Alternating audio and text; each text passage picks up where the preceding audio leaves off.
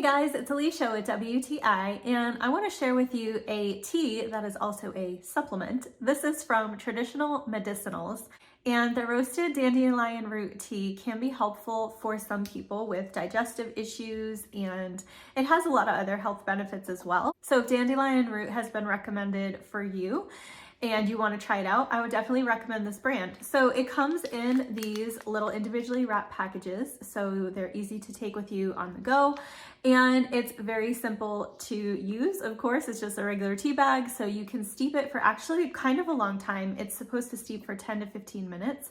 And once that's done, you are left with a tasty tea. So it is a little bit earthy. It has sort of like a roasted nutty sort of flavor, but it is tasty, and you can always sweeten it up a little bit with some honey or something if you prefer that. And I really enjoy it. So if you're looking for a good quality dandelion root tea, then I would definitely check out this one from Traditional Medicinals. And that's my point of view.